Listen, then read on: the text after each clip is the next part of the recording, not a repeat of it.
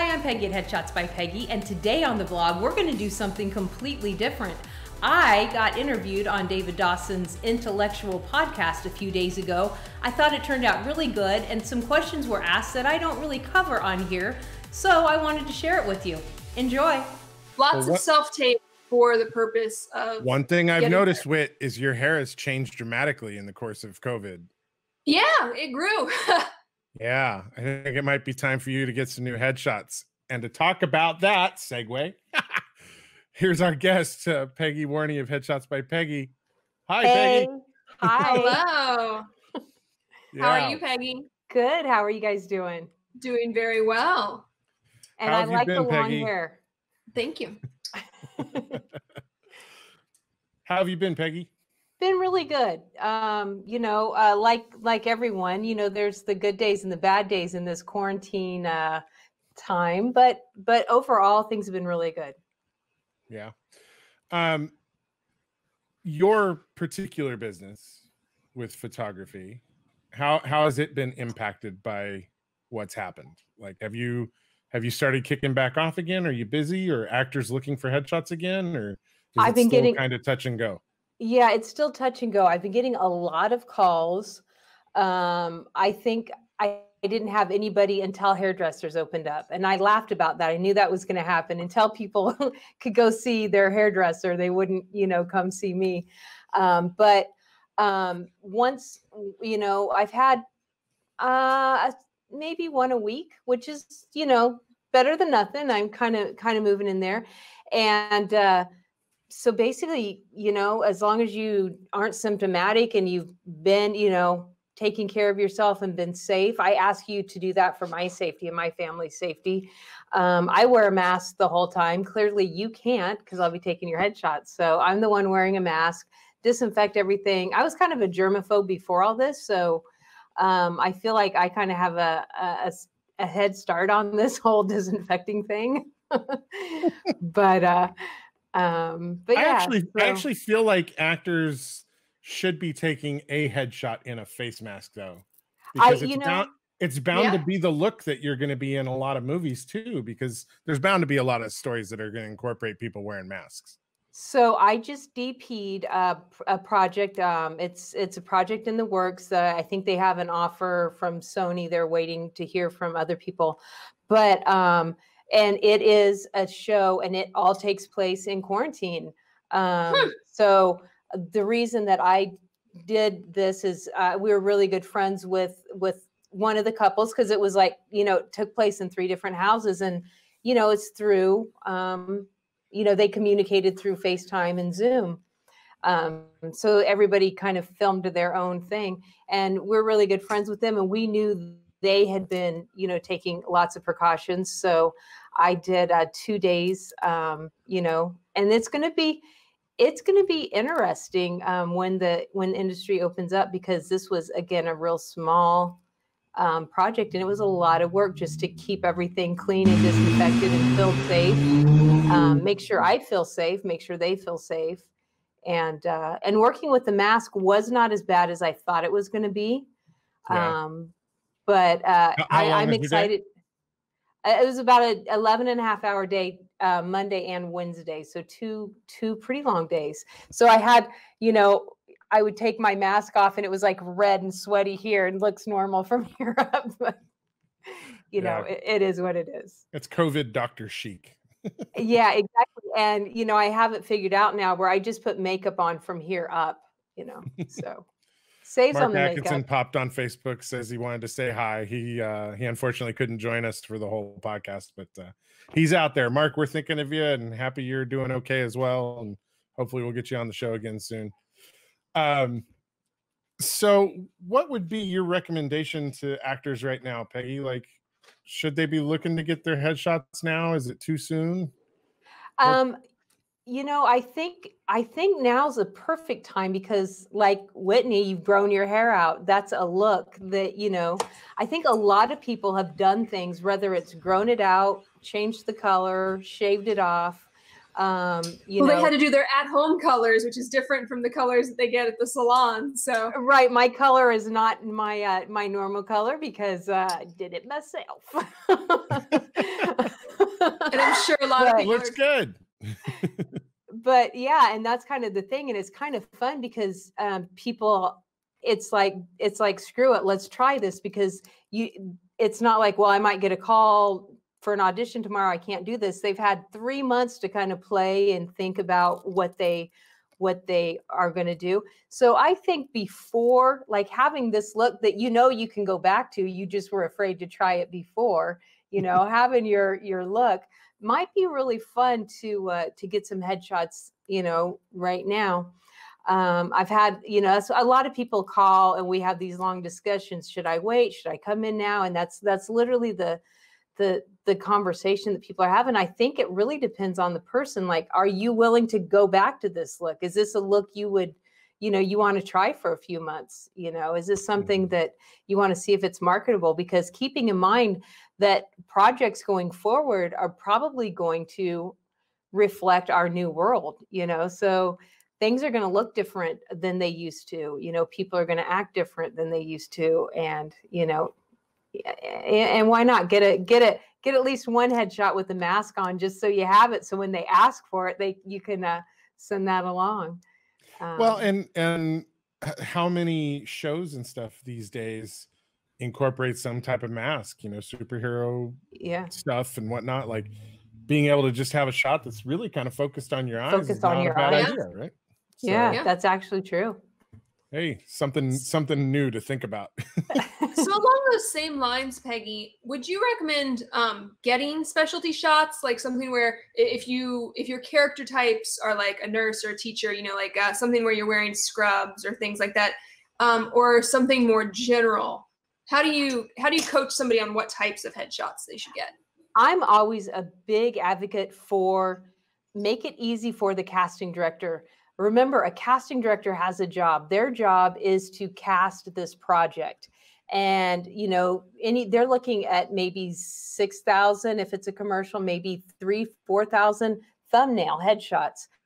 And so make it easy for them and show them what you look like as a doctor, show them what you look like so they don't have to use their imagination. Mm-hmm. And I know some casting directors will say, oh, you don't have to do that. And other casting directors are like, yeah, we love it when you do that. I mean, but why?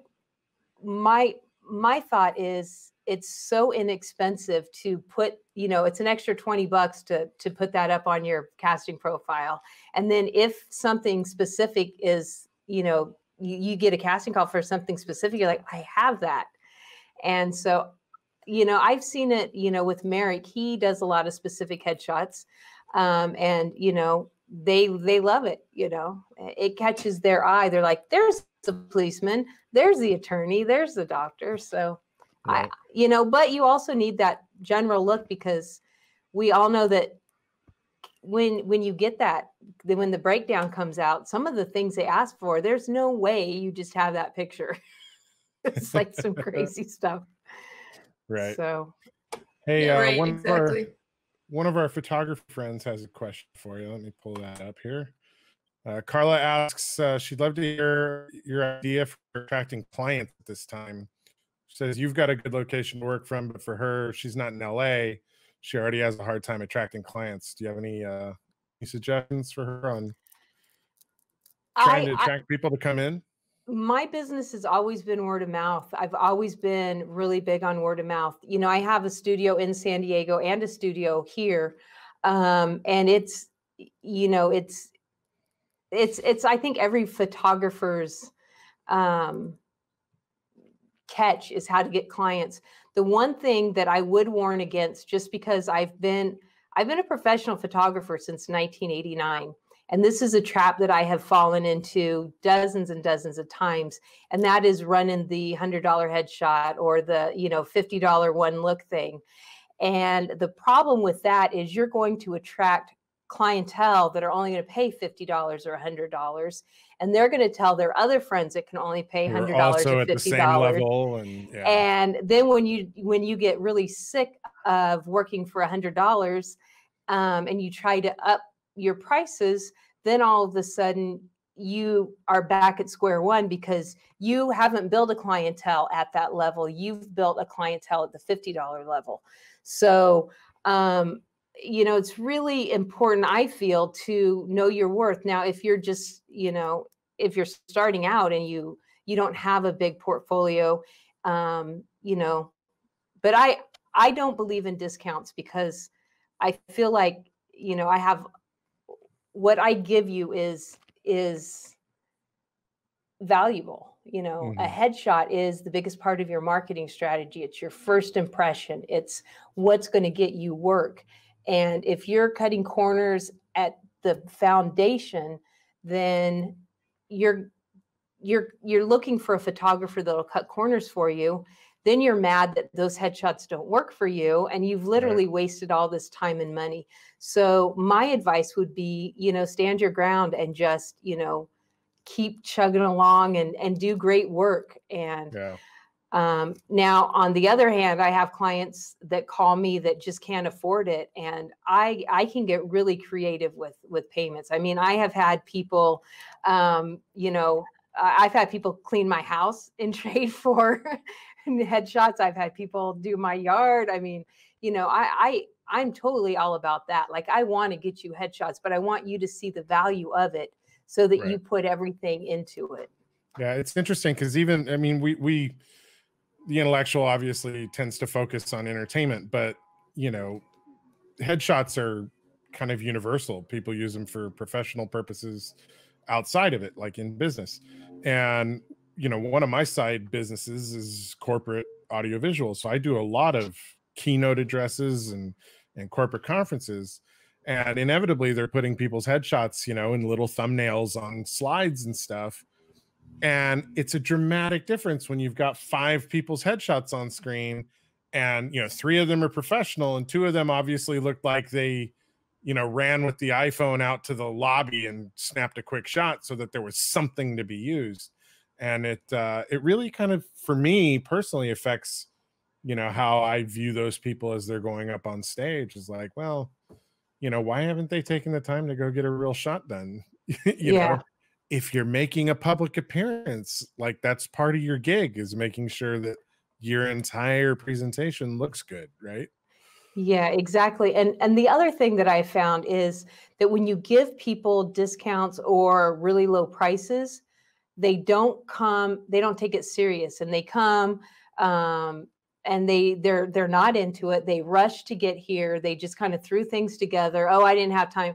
And it's not valuable to them. So their headshots don't look that great, which makes you not look that great. But it's like, well, you know, this is a group effort. When I take your headshots, it's you and me in this together. Because if you're not giving me anything, or your brain's 20 different places other than, you know, here with me, it's going to show in the camera.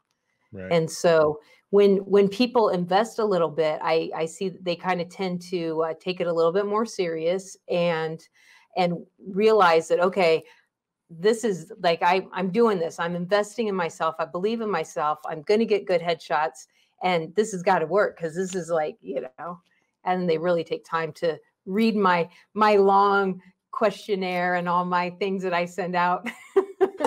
You do have a long questionnaire. I've done it with headshots. Yeah. Yep. But I actually have some of your headshots posted right now on my social media. So, but didn't it make you kind of sit down and think about what we were going to do? Well, yeah, and it's really important, because, I mean, you have to think about your casting and be really honest with yourself about what type of castings you're going for, and then take the time to look through your wardrobe and decide, okay, well, what fits this casting? And that's where the whole question of, like, general versus very specific, I was curious about what your opinion was on that, because you know, depending on who you talk to, whether it be an agent or another actor, there's a lot, or even a casting director, there's a lot of different debate on just something general that's the you-ness of you, which, how do you find that one, versus nurse, teacher, whatever. Well, even nurse, I mean, there's a lot of different nurses. Like, are you the mean nurse? Or are you the super compassionate, caring nurse? I mean, there's so much. You got to find who you are in that. We, especially in the beginning of the quarantine, we got on a whole bunch of the Instagram live, you know, casting directors were just doing tons of Instagram lives. And, you know, we watched several of those. And, you know, it's funny to me, because everybody wants that magic pill or that magic formula. And every casting director is human. And every casting director has a different opinion. It's like one casting director is like, if I see a bright background, I just pass it by. I hate that. And the others are like, I love it when you have a bright background, you know? So it's just, you know, there is industry standard, and you should be aware of what industry standard is. And you can get a little creative, but I think what people want their headshots to pop, and they think that's by wearing something crazy or putting a crazy, you know, where really what makes your headshot pop is your eyes, because we're humans. We can see eye contact and we can see emotions. Those are things we can read. Those are, you know, nonverbal cues that we pick up. And a good headshot photographer should be able to pull those nonverbal cues out. So you're telling a story just in that one picture. And that's what catches their eye, is when they're looking through those thumbnails and they make eye contact with you and they're like, oh yeah, I can see this. And then they open you up and look at your, you know, reel, and maybe look at your resume, and, you know, then they make a decision. But, you know, my job is to make them stop and at least click on you. You know, that's the goal. What tricks do you do to help people get to that point where they're like, actually, you know, because it's very awkward, right? Being with a photographer, and especially if it's somebody that you don't really know well, and it's the first time that you're meeting with them. How do you put your clients at ease? I feel like that's probably one of my natural abilities. Like, I feel like I'm pretty easy to talk to. Like, I will start talking to people and really make eye contact with them. And that's the one thing, I'll be honest, I was worried about shooting with a mask, because I'm very engaged with my clients. And I was like, am I going to be able to, because, you know, humans mirror. So if I'm trying to get them, you know, excited, I'll smile a little bit more. Or if I'm trying to kind of calm them down, you know, I'll get a little more. So I was a little bit worried about that, but it's working. It's working. I think there's enough expression in one's eyes that you can get that even with a mask on. But I've just really, actors especially, get really nervous in front of still cameras, because it's completely different than doing a movie. Like, or you know, when you're on set, you don't look at the camera, you know, you're doing your thing, you're aware of where the camera is. But when you're in the studio with me, it's me and you and a camera, and I want you right here, you know. And so it's uncomfortable. But I feel like I'm just a good talker. Like, I get people talking, and then I'm like, there it is, you know, get it, you know. And then it's from the feedback I get from people, it's like, oh, we're done, we did it. It's like, yeah, go change clothes. So well, I remember when you did my headshots, you know, I don't have a naturally smiley face, you know, and you kept trying to get me to smile, and I'm like, I don't want to smile, you know, I've got the one missing tooth, and like, I'm not, you're just like, relax, it'll be fine. If you don't like it, you don't have to use it, but you know, we should take them, you know. And everybody needs a couple of smiley ones. Yeah, and it ends up being the smiley one is the one that I use everywhere. So, you know, even though that's not my reputation, but it looks nice. So, I think right there, that laugh, I think that's actually your reputation. You think you're a tough guy, but I think that's David Dawson. I only know what I hear. You got called out. Hey, look, Kay, we got a question from Merrick. Merrick says, I see a lot of headshot photographers with a bunch on famous people on their website.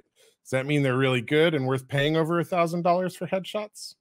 Good question. Good question. And that is a good question. So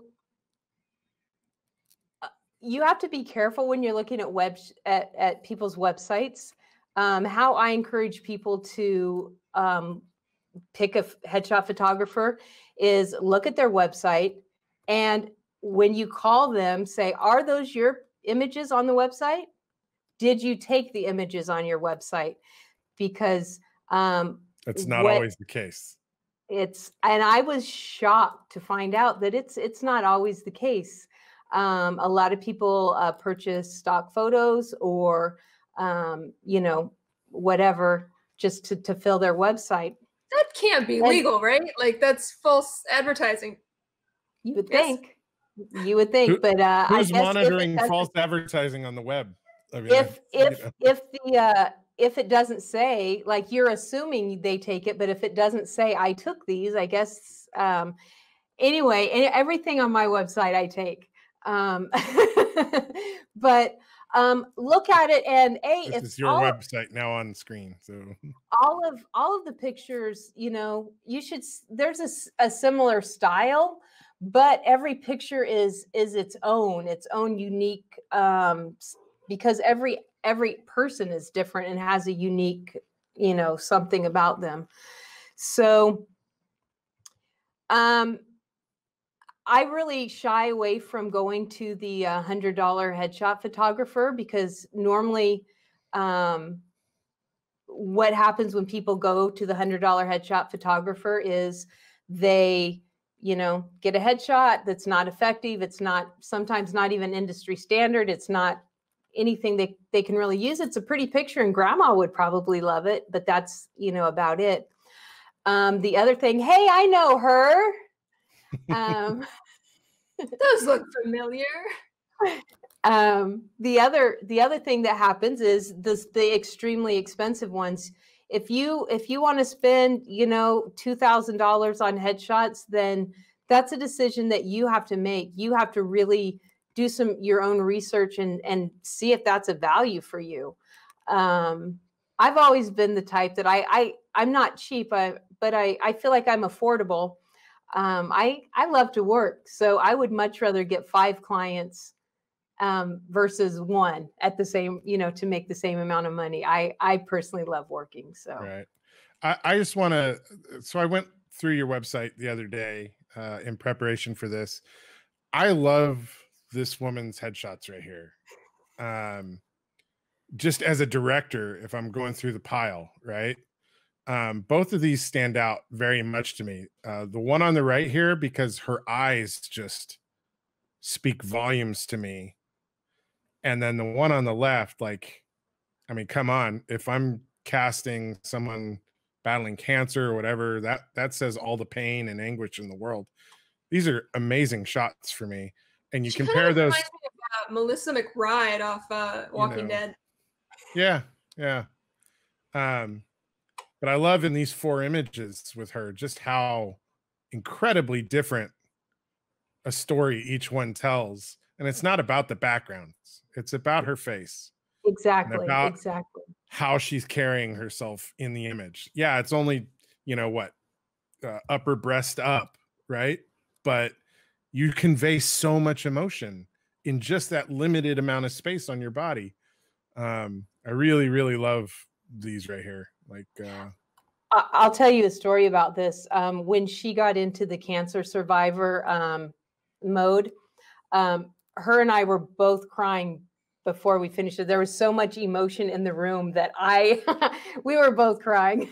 It was very powerful. Now, was this look? I mean, did she specifically? She is a cancer survivor, and she wanted she wanted that look to be able to, you know, submit for those kind of roles. And so we did that last, and like I said, she really got pretty deep, as you can see in her face. You can see it's pretty powerful. I think it's lovely. When I guested, so for those of you watching, Peggy also does a video blog on her website that is brilliant. She talks to professionals in the industry, and somehow I managed to squeeze my way in a couple years ago. But we talked about what I look for in headshots. These 2 images right here are exactly what I was talking about when I was on your video blog. They're not touched up. They're raw. They show life experience on her face in both of them, and totally different life experiences in the 2 from the same person. That to me is amazing. And what I'm looking for when I'm going through a pile of headshots, I want a face that tells me a story, you know? And if it's airbrushed out and it's, you know, too perfect, all you're telling me is you got something to hide. And I don't I'm not looking for someone who's hiding stuff. I'm looking for somebody who's willing to bear it all for me on screen and expose that raw nerve and let it shine for an audience to observe. These shots really do that for me. I absolutely love them. Going through your site the other day, just like they popped at me as soon as I got down to them. Just love them. They're lovely. So let's see here. We got another question here from the audience. Let me switch this back here. Merrick asks another question. What should actors do if they go get headshots and the photographer wants to go driving around to take them to different locations?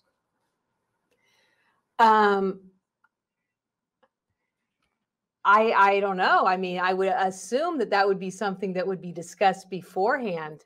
I personally, if I showed up for a headshot session, thinking that I was going to be at the studio, and then all of a sudden, the photographer's like, okay, let's get in the car. I'd be like, oh, whoa, wait, what? So I would assume that would be something that would be discussed, prior. I definitely have done on location things at different parks or different locations. And, that's always been discussed beforehand, like, hey, I'm very fortunate. I have 2 beautiful studios. I have a studio in San Diego that also has a really cool outside, area that I can use, right there. And same with here in LA, I have a gorgeous studio. And there's some spots, outside if we want to, for some reason, for more of an outdoorsy look. Yeah, there's 2 promo images that we use for the podcast that we shot outside your San Diego studio. Yeah, exactly. It looks like we're in some gritty urban area, Yeah. Now we're just outside your office studio. Yeah, so I think that if you were to go to a photographer, if you were to show up and the photographer said, this is the address we're going to, and you got there, and they're like, okay, let's get in the car. I personally wouldn't. I don't know. I don't know how to answer that. Did I answer your question? I don't even know. I would it's say a little like creepy. Use your best judgment and only somebody you trust. Only someone you trust. And I'm really big with gut feelings. Like I'm literally I'm huge about that. If you get even the weirdest, slightest feeling, I'm like, no. Yeah. I'm sorry. And if you've already paid a deposit and you lose a deposit, that's way better than losing your life. I don't know. That's just me. I guess I'm going dark here. Maybe that's not at all what he was asking. Let's take a look here. These are some men's images. What is the difference for you between shooting women's headshots and men's headshots? Is there a different approach to how you go about it? Not really. Women are take longer to get ready, but sometimes they are less picky at the end. Men, just come in, and then when they're looking at it, they're like, "Oh, I don't know. Ooh, I don't know." So it's different. And every person is different. And actors tend to be, I don't want to use the word vain because that has a bad connotation about it, but actors are very aware of their appearance because that's what they're selling. They're selling, their appearance. So I don't think it's necessarily even vanity, but women tend to want more touch-ups than men. And I'm always encouraging women, I don't do a lot of touch-ups unless it's obviously you're paying me, I'm going to do what you want me to do, but I'm going to advise you strongly not to, because you want to look just like that headshot when you walk into the casting. I mean, maybe they wanted somebody with wrinkles and that's why they passed you up, is because you had no wrinkles, or you know what I mean? It's so right. Don't just represent yourself and let them do their job and see if you're a fit for it, because there will be a fit for you, how you actually are. Well, me personally, if I'm looking at a headshot that's way over-touched, my consideration then is this actress or actor going to be difficult to work with because they're overly concerned about how they're conveyed on screen? I've had some actresses, specifically it's actresses, rarely ever a male actor, who have been very difficult to work with because they want to, after every take, they want to come back and look at the screen and approve whether or not the shot works for them. And it's like, that's not how this works. You know, like not every shot on you is going to be gorgeous, because sometimes I need you to look ugly. That's the part, you know? Exactly. And sometimes to convey the emotion you need to convey, your face has to contort and do things that isn't the most flattering, you know? But like I've had snot dripping down your nose. Whitney's amazing at that. She doesn't care. Mile-long drip of snot down her cheek and whatever, and she's like, she's good. First time we worked together, he made me cry, and it was literally like, oh, that's super attractive there, Rick. He didn't use it. I'm like, that was the best, most realist moment. It was super real, but it was distracting.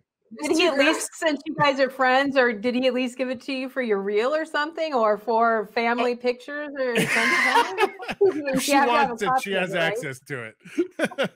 But no, like, so this is Sidney Franklin, right? I love these two shots because they tell me two completely different stories about this actor. You know, does he really have gauges? No, those are just magnets. Yeah. Oh. Yeah, they're swirling off of his ear. But I love this. This shows, you know, diversity in his ability to portray things, and I think that's great. So since you brought him up, I'm gonna kind of brag about him because I love Sidney. Sid he's a great actor and he's smart. These actually aren't his headshots.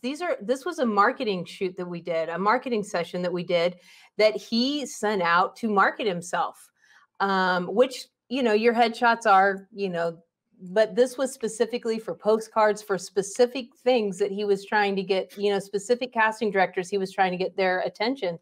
And I thought it was brilliant. He did his research. He came in, he's like, this is what I want. And look at this. I mean, if it's they're not so diverse, they really are. They're great. He did such a great job. He's so natural in front of any camera, though. And like these two here, like, look how different this gentleman looks from one to the other. I love it, and it's the same undershirt. You know, but the expression and the story that he's telling on his face is completely different. And I think that's the thing that maybe some actors and myself, when I'm taking my own headshots or having my headshots taken, I forget, is that I'm trying to tell some story about myself in these photos. Exactly. And I think maybe that's a good approach for some actors to take, is like, what story are you telling while the photo is being taken? You know? Yeah, I mean, I think again, these are two very different gentlemen, same guy, but you know, I would cast these guys for completely different things. Mm-hmm. And I think, oh, go ahead. Well, I was just going to say, what I noticed about your styling, and you know, like a lot of photographers, they'll be like, oh, I only shoot like the very moody, dark, like, you know, that's the stylized lighting, in which case you have some of those, you know, like the HBO good headshots. And then some photographers are like, I only do the comedy commercial headshots. You seem to be able to go back and forth between both. How do you manage that exactly? Or what is your strategy or style, I guess, that allows you to do that? Well, I was a trained portrait photographer before there was digital. And so you had to learn lighting and you had to understand body posing and positioning, because yes, Sidney should have his own TV show. Because it wasn't like you could just throw it in Photoshop and Lightroom and do all this. Like, you had to know how to do all this, you know, to shoot with film. And so I think that's the difference when you go to a trained photographer versus a photographer that just got a camera. Because a trained photographer, you know, now clearly I'll get in my ruts and you know, where I personally love the dark, moody, the real cinematic look. Like, I would do that all day if I could, but that's not what all my clients. In fact, I have a ton of comedians. I have tons of comedian clients, and they don't want. I mean, I always throw a couple in there for them, but they don't necessarily need the you know, the big bright, you know. And I also, you know, have, you know, youth that come in And they're usually for the high school, age. You want more bright, full on, a lot of times they're represented by the same agent, both theatrically and commercially. And sometimes, they'll want a darker theatrical look, but usually with the younger kids, they'll want a little brighter, a little happier. Now Merrick's getting cheeky. I know. Is there a way I can see what a photo will generally look like before you take the photo? No. Who let him in? I don't know. Hey, I just want to point this one out before we move on. This gentleman here has a delicious taste in coats. Right? You just like it because it looks like your coat. I'm just saying. It's it's very familiar. I love it. How did I never put this together? Because that's your signature coat, David. Well, I got 4 different coats. They're different colors, Yeah, yeah. This lavender one and the pink one seem to be the ones that people like. But they're all that sort of heathered tweed sort of thing, like heathered tweed pink, heathered tweed purple. Blue. True. I found a look I liked and I stuck with it. You did. Peggy, you were saying earlier that the thing that allows you to capture all this is that you have this background as a portrait photographer. When did you get started in photography? And was that always what you were planning on doing as a career? Or how did this happen? How did this happen? It absolutely was. I got a Brownie camera when I was 9 years old. My sister's husband gave me this camera. My older sister had a camera and was always taking pictures, and I had an uncle that loved photography. In fact, a lot of my relatives, not in my household, but uncles and so forth, were into photography, and I just loved it. And I got that camera, and I loved from the beginning, loved taking pictures of people. I mean, I would pose my dolls and my dogs and friends. Like everybody knew that was, to me, that was playing, like, let's get the camera. And so I would study, and I always said that when I grew up, I wanted to be a photographer and a mom. That was literally it. I had no plan B. Thank God this kind of worked out for me, because I didn't have a plan B. So, yeah. And Merrick specifically mentioned that I didn't bring this one up, so here it is.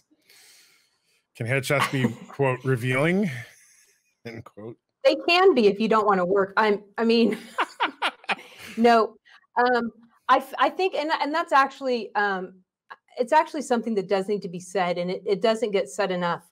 And it's kind of a thing with me when women come in, or even men that just want shirtless pictures, or women that come in and are all about cleavage and wanting like real sexy, looks. I mean, that's fine if you want those pictures, but call it what it is, and don't try to make it a headshot, because I don't think that, I mean, I could be wrong. That could be the kind of roles only that you're going for, but I think if they see you, you're definitely limiting yourself. You're limiting yourself, and you're basically saying that's all you value yourself as. I mean, you're saying that this is more important than what's going on here. And this is, value yourself enough to put effort into your craft. And then the real talent can come out, and they can, okay, we want you to do a sexy scene. Okay. Or we want you, but I think the misconception, I don't think women or men, I don't think people do this because they want sexy roles. I think they think that's what's going to get the casting director's attention. And I don't think it works. It's actually the opposite. It's a major turnoff. Again, we watched several casting directors, their Instagram lives and so forth. And that was one thing that was said quite a bit, was the fact that this isn't doing you a favor. Like, don't do this. Like, we don't need to see if you have cleavage. We assume that you have, in some manner you have it. And if you don't, it's film, and they can figure out how to make it work. They can figure out how to give you what they need you to have. It's not, it's not. So Carla asks, how often should an actor do headshots other than when they change their look? Some actors never change their look or seem to age. That's a good one. Merrick. That's true. Except for, here's my thought. This is like a couple of fold answer here. First of all, when you upload new headshots to your casting profiles, it shows when you uploaded those pictures. So if you don't upload for 2 years, that casting director is going to assume that you're no longer working or that you don't look like your headshot. It's just, they're just going to be like, okay, either they don't care, you know, so that's a check against you. And I really believe that actors should take every negative off the plate that they possibly can. And two, even if they physically don't look different, we all change as humans. Like our attitudes change, our opinions change, our acting skill levels change. And all of those things should come out in your headshot. So I feel that it should be at least once a year, if not. I have a lot of clients that come in about every 9 months. I've told all my clients, like, if you just got headshots before the pandemic, you need to come back in, because there is nobody today that's the same person as they were on March 1st. Like, there's so much that we have gone through. We've had to sit at home and actually listen to our own thoughts and be in our own heads and feel things that we never took the time to feel before. So yeah, everybody's done some changing, and I'm sorry if you can hear the helicopter. That's really loud. Okay. That's okay. Boy, Merrick is just dumping all the questions on you, Peg. I know, and I what are business headshots and what are they used for?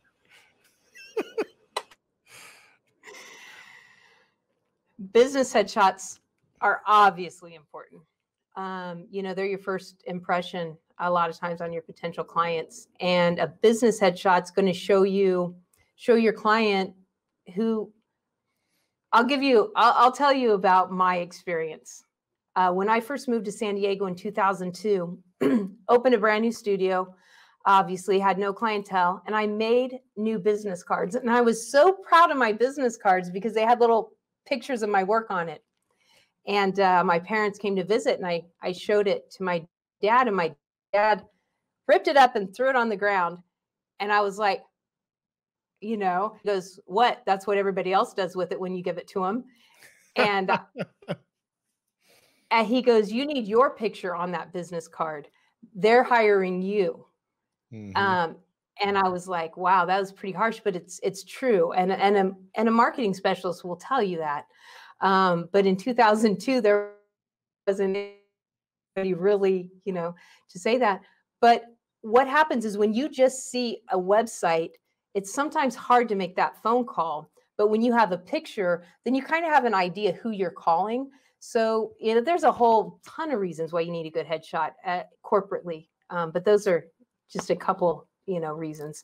And it looks really, really, like you were saying, as a speaker, you know, if you have that iPhone or your shoulder around somebody cut out from last year's wedding picture or whatever, you know, it says you're not taking your business. Why should I give you money if you can't even go spend a few $100 and get a decent headshot for your website, you know? Well, and one of the things I've been trying to encourage, you know, the business people that I talk to when I'm out on these conferences is to think about how your headshot will be used in a business sense.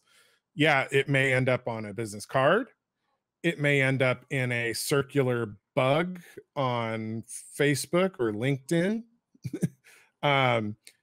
How it gets cropped for use matters too. So, you know, understanding the composition of, you know, how you're sitting and facing the camera and stuff matters on the different crops. So exactly. And what direction, because a lot of people put you know, their pictures, their headshots on the left side of a website. So if you're looking to the left, then you've got your back to the thing. You want to make sure you keep the eye going. You don't want people to go off the page. You want them to stay on. There's a whole, especially when you end up on a PowerPoint slide. Exactly. You could be the very last person in a panel listed on the right hand edge of the slide, you'd rather be looking inward than outward. Exactly, because so have headshots facing both directions, and that keeps your eye going in a circle. So whenever I do corporate headshots, I always do some right and some left, because those are important. Because when you look at a picture, you know, if it's one person, the first thing that should catch your eye is that person's eyes, and then you circle their face and go back to their eyes. Well, if it's a group of people, it's the same thing. But when you hit somebody's eye and fall off the page, then you don't go back on. So it's a lot of psychology behind headshots. Yeah.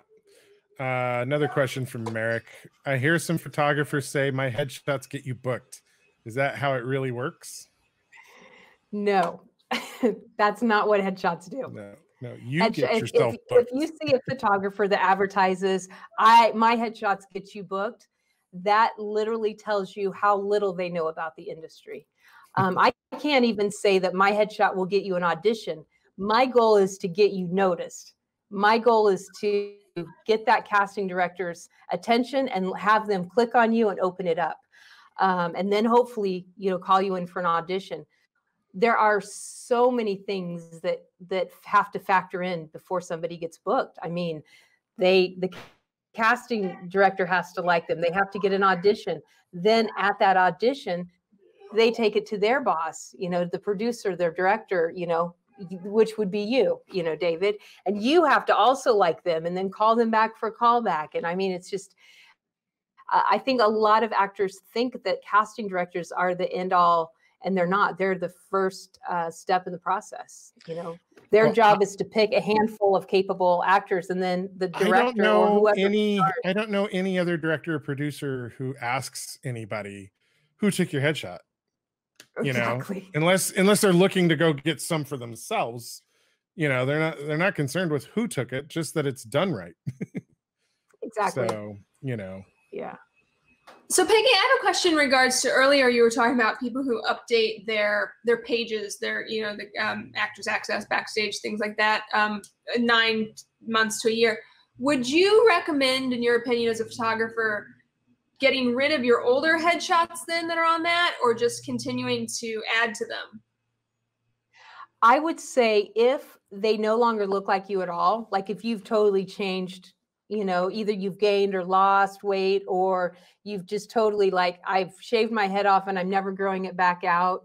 If it's something that doesn't represent you at all, I would get rid of it, because you don't want a casting director to open it up and then be overwhelmed with things that are like, wait a minute, who is this person?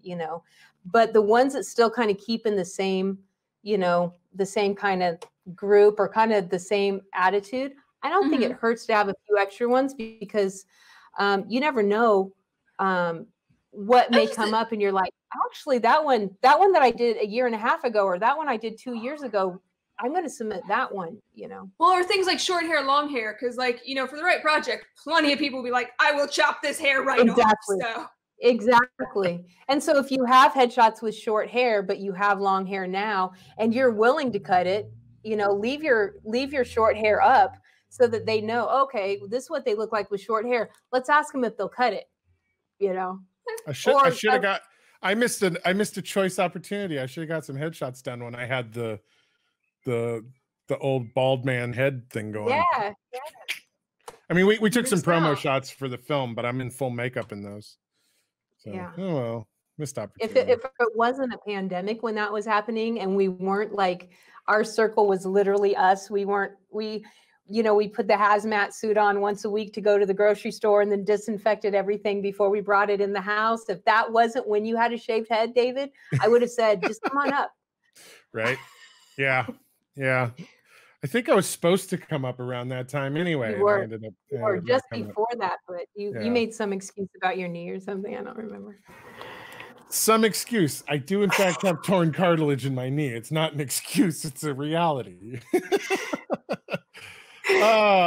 So here's another question. I'm not going to throw him up on the screen just to give him the status. Anyway, is it rude to ask a photographer to tell you what you're paying them for, like a full cost breakdown, or is it okay to ask a photographer that? Like what am I getting? How many revisions do I get on the look? And I think you should absolutely know what you're getting. I have my prices are fully broke down on my website. I mean, clearly, back in the day, we had this thing called a session fee, which, isn't a thing anymore. But you are still paying for my time. You're paying for my talent. You're paying for my expertise. But the question is, how many pictures am I taking home?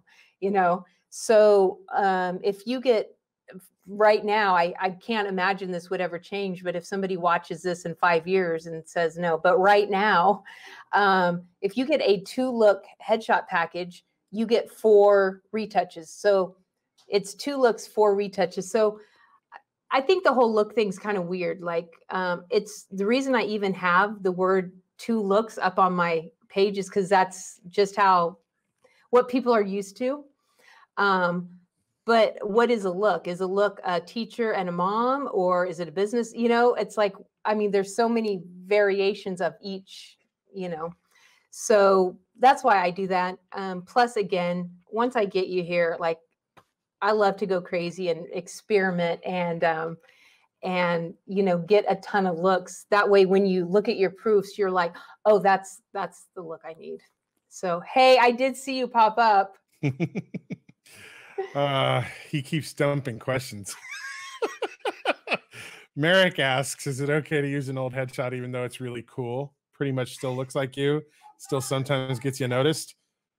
Double smiley faces, emphasis on the smiley faces. So what he's talking about is he has a headshot that I took about 4 years ago and I hate it. It's a terrible headshot. And it is his favorite and he won't take it down. And he uses it all the time and it gets him auditions. So if it's working for you, it's working for you. I mean, what can you say? I think I know which headshot you're talking about too. It's terrible. I'm pretty sure I have it in my pile of headshots. Yeah. For some reason. Oh, that's too funny. And it's true. He does get auditions off of it. So I give him a hard time about it, but what can you do?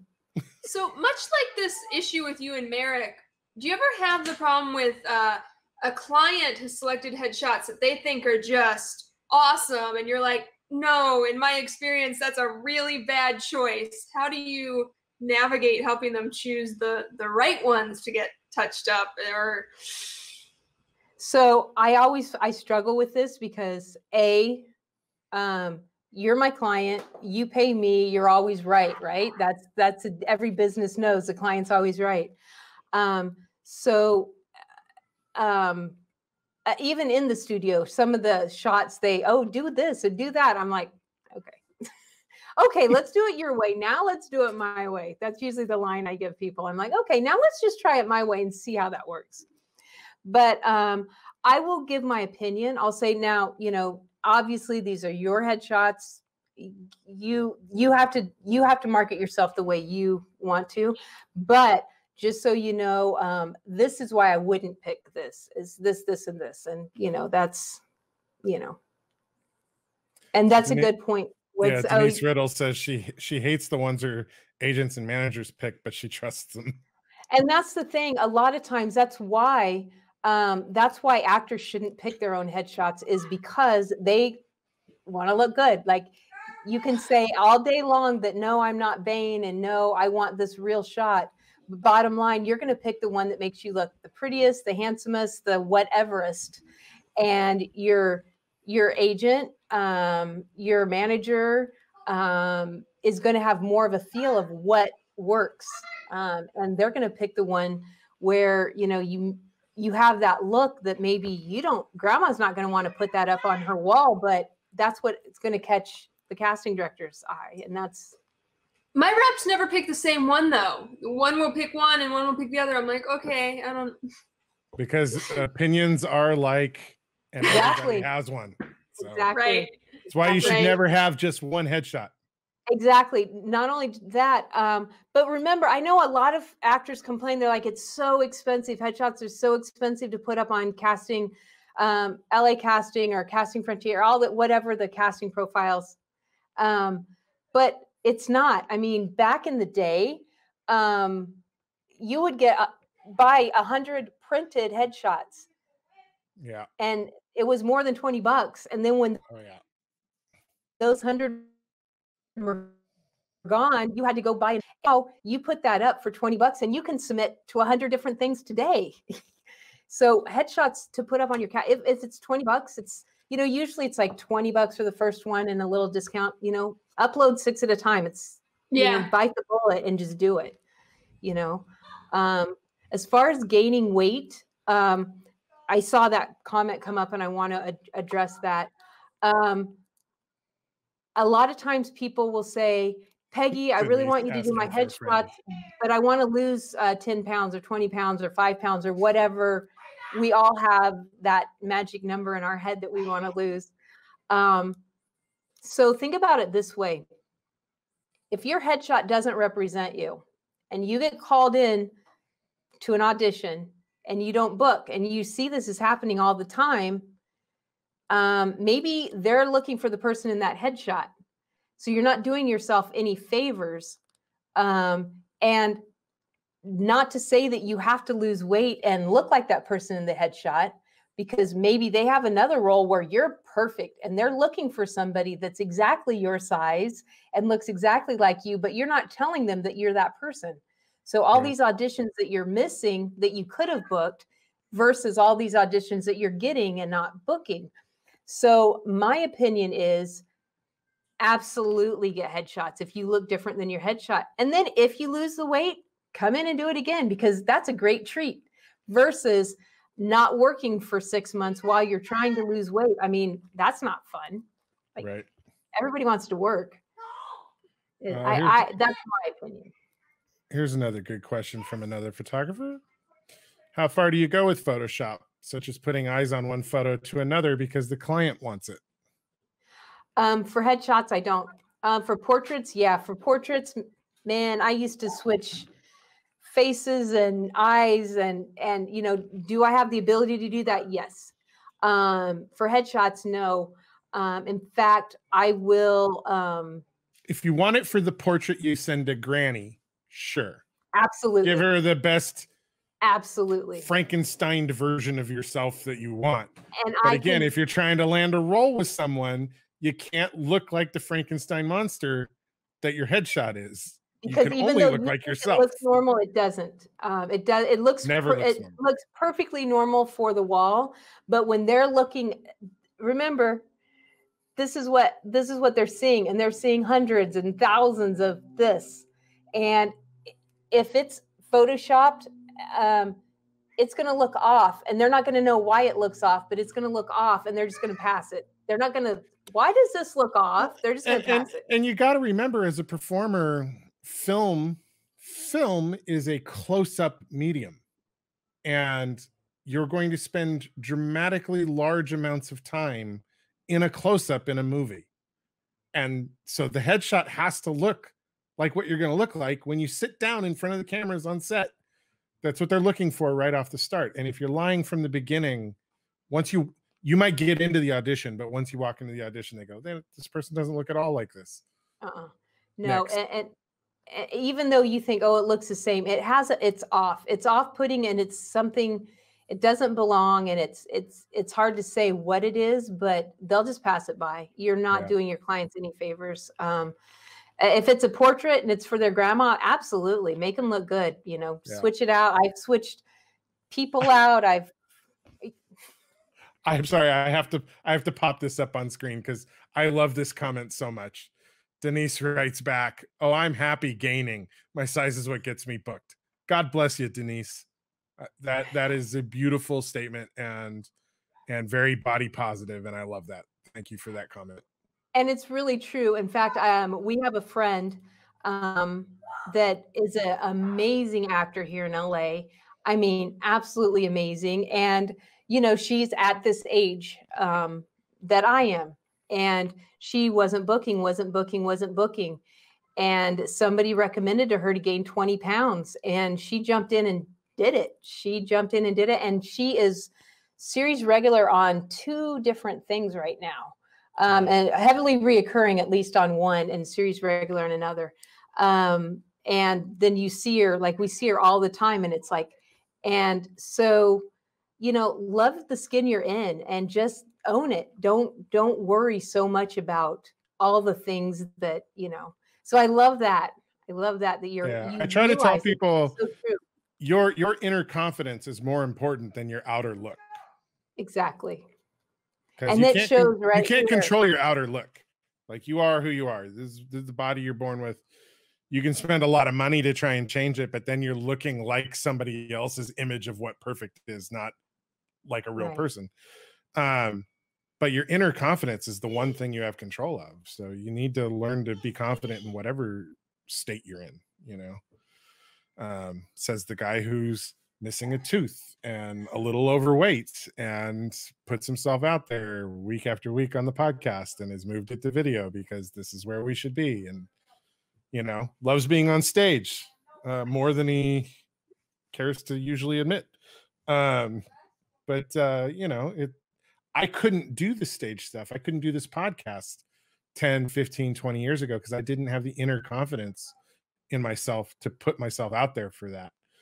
But somewhere in the last 7 or 8 years, I found that confidence, and it doesn't matter what I look like, little overweight, you know, tooth comes and goes depending on, you know, where I'm at with my dental plans, and, you know, it doesn't matter. In the end, I'm happier and busier and more productive now than I was when I didn't have the confidence to put myself out there. Even though when I was younger, 6-pack, stacked, you know, looked great, had a full set of teeth, like it was fine, you know, like, but you know, I had to find the confidence. Thank you, Merrick. Merrick says, shut up, David, you're handsome as fuck. You're the man, Merrick. But no, part of that for me now is the confidence. It's not so much the looks. I carry myself differently than I did even 10 years ago. When arguably I was physically a better specimen than I am now, you know, but the confidence is everything. Yeah. That shows on the camera. The camera picks up that confidence. Absolutely. Yeah. And the days that I don't feel confident, I can see it in everything I do, you know, not just from an image standpoint, but in the quality of the work that I put out and everything else. You know, if you don't have that inner confidence, the light won't shine through. You know, you got to let it shine through. So as someone that does a weekly vlog, and I have to put myself out there on camera every week, I agree with that, because, you know, going through the pandemic and the quarantine, stay at home, no hairdresser, and having to get up, and here we are. And, you know, I'm far from being an actor, but, you know, just putting yourself out there, it's something that you have to realize that people really don't care what you look like as much as you think they do. Right. You know? Yeah, they really don't.